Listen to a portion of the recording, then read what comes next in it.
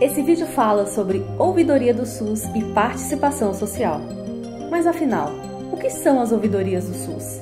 As ouvidorias do SUS funcionam como um diálogo entre a sociedade e a gestão.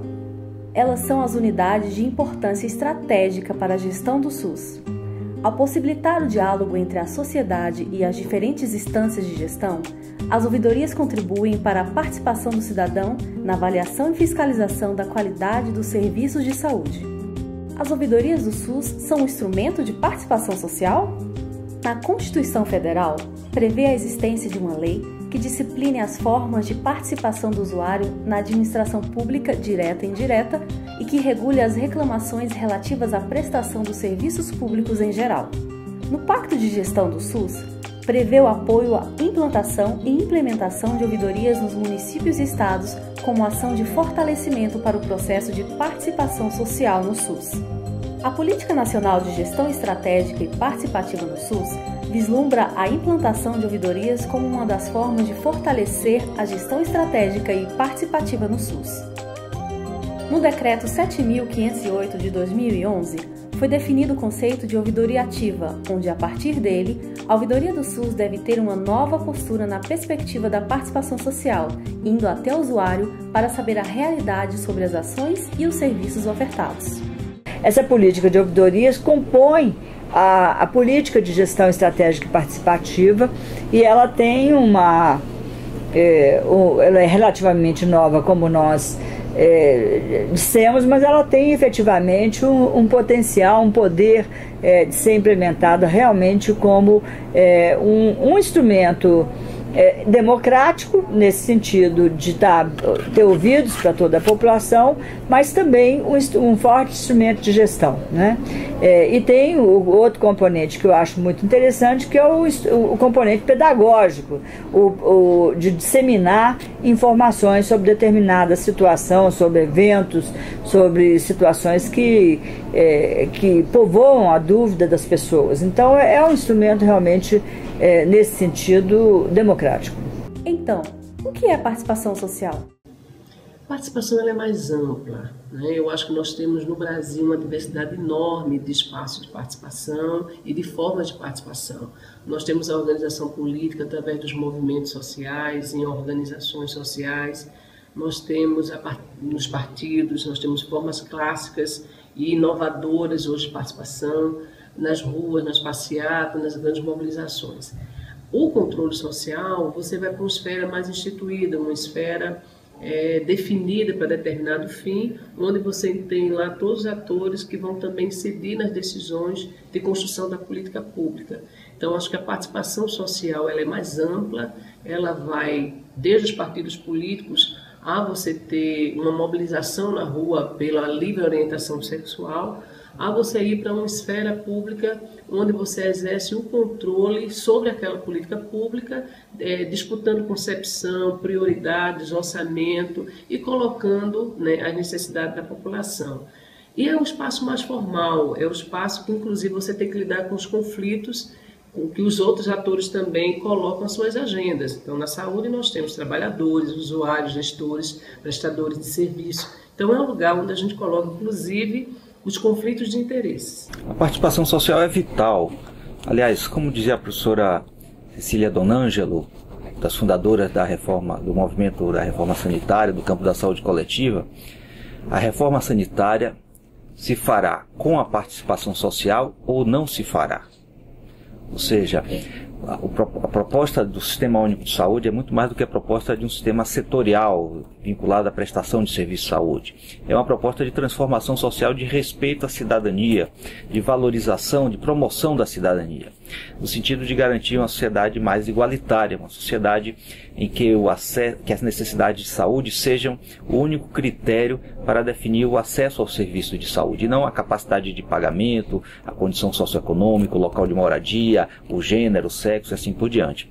Então, na verdade, e isso é uma coisa bonita na história do SUS. O SUS nasce não de nenhum governo, não nasce de nenhum partido político, não nasce de nenhum grupo específico, nasce da sociedade brasileira, de uma conjunção. E isso é importante lembrar, nasce num momento de forte mobilização social em prol da democracia, um movimento contra a ditadura militar de então.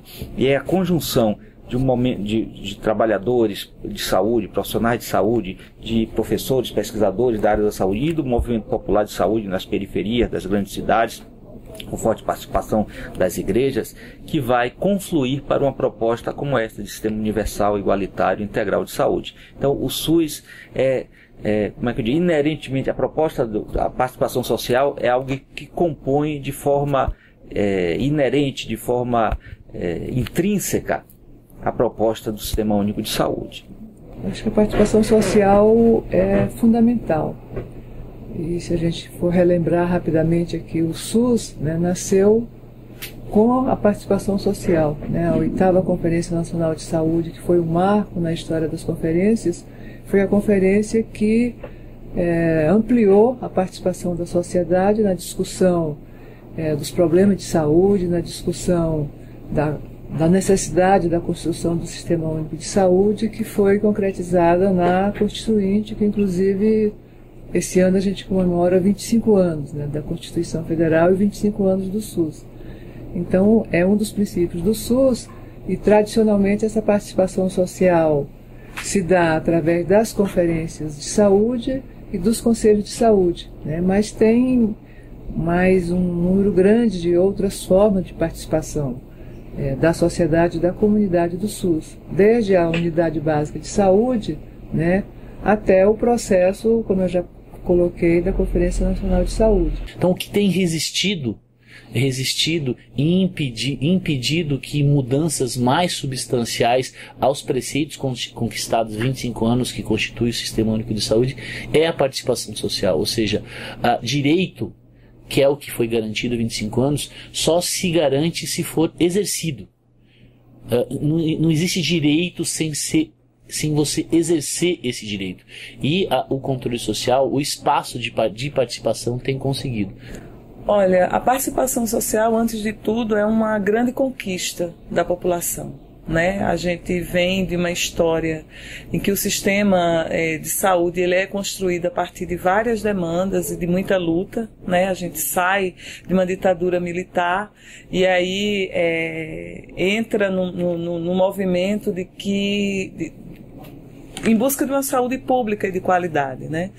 E essa conquista hoje, a partir de 88, não seria possível se não tivesse a participação social, né? Se a população não tivesse inserida diretamente enquanto atores políticos, sujeitos de direito e conscientes dos seus direitos para lutar por cada um deles. E aí vem a reforma sanitária e a mobilização mesmo de entidades que muitas vezes nem aparecem, né, nas nossas falas, na história, como entidades de bairro, associação de bairro, associação de mães, né, e especialmente com a participação feminina, né, porque historicamente são as mulheres as cuidadoras da família, são as mulheres que levam as crianças, os idosos e muitas vezes os seus companheiros ao serviço de saúde, né? Então há uma participação muito importante das mulheres nessa luta, né? Então, sem a participação social, não teríamos chegado até aqui e também não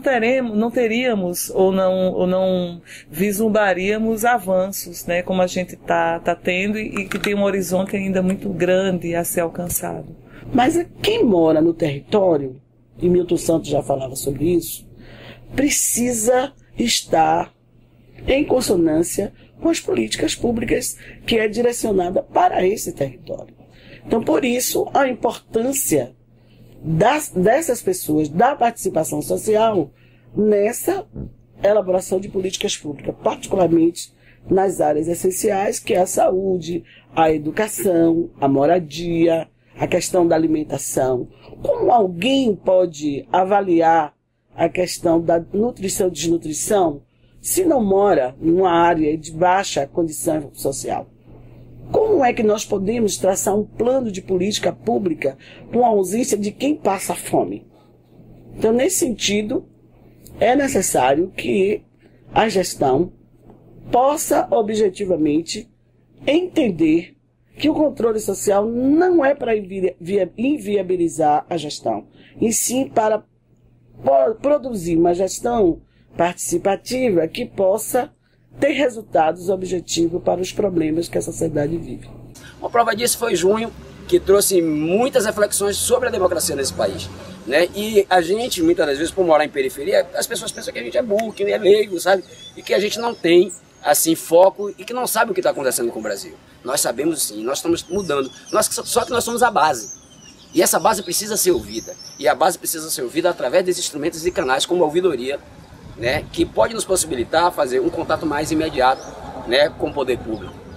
E a gente sabe que a partir da ouvidoria, de conferências, né, e também dos canais de participação social, a gente vai conseguir ali fazer com que os documentos, os relatórios, né, estejam inseridos, né, com as nossas demandas e não com a demanda de quem está dentro de um ar-condicionado, sabe, está trabalhando lá formalmente, ganhando seu dinheirinho, vivendo de cinema, de carros importados todos os dias, mas que não pega transporte e que não sabe o que é dividir o desodorante com o outro parceiro, sabe, no próprio coletivo. Então isso é uma demanda que muito incomoda, né? Então muitas das vezes a gente fala de lei, a gente fala de estatuto, a gente fala de direitos humanos, mas nós vivemos a falta de direito humano nesse país, né? E é através desses canais de participação que a gente tem que lutar mesmo.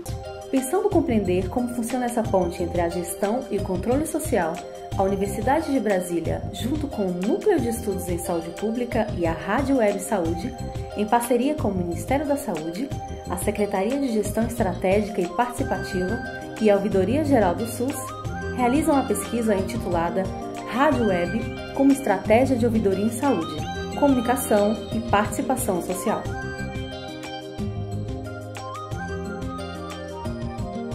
Estivemos em 5 regiões do Brasil e 10 estados. No Acre, Goiás, Minas Gerais, Paraíba, Paraná, Pernambuco, Rio Grande do Sul, São Paulo, Sergipe e Tocantins.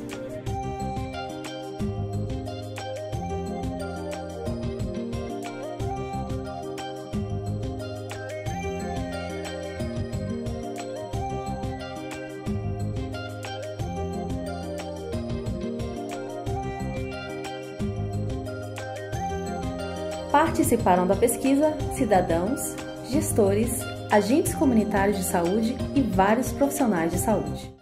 Tem gestante aqui que já está quase ganhando neném, não conseguiu fazer uma consulta com a médica. Toda vez que vem só faz com a enfermeira, porque a médica às vezes não está, ou desmarca de última hora, não dá tempo. E no caso eles falam que a gestante tem que fazer no mínimo 7 consultas, né? Com o médico. Com o médico. Aqui no caso ela já vai ter o neném dela, nunca fez nenhum. Então, em muitas situações, os próprios familiares, eles são os negligentes. Eles negligenciam as pessoas idosas. Então, isso é um dos casos assim, que a gente mais nota, né? Assim, a pessoa idosa, muitas vezes, ela sofre mais pelos seus próprios familiares. Né? O papel da ouvidoria seria realmente orientar a gestão em suas várias instâncias, né? Através do registro, das considerações do usuário, né? Isso servir de instrumento para você planejar a gestão do Sistema Único de Saúde no município, no estado, na União. Agora, a maior parte das demandas realmente é pessoalmente e assim, logo depois do evento que realmente causou o incômodo para o usuário. Então, por exemplo, chegaram na unidade, não foram atendidos, a unidade é próxima da ouvidoria, eles já vêm imediatamente aqui. E aí, a ouvidora realmente, ela vamos dizer que ela está bem capacitada a entender bem os fluxos, de como funcionam os fluxos dentro da secretaria, e nem sempre esse acesso à ouvidoria gera uma demanda para resposta. Com a orientação que o usuário recebeu da ouvidora, às vezes realmente o usuário se sente orientado e não registra a demanda. Ouvidoria do SUS é uma forma de comunicação onde eu posso falar e a gestão me escutar. Esse é o básico para mim. É a mudança de cultura e a mudança de paradigma do setor ouvidoria, como um processo de construção também e não só de crítica.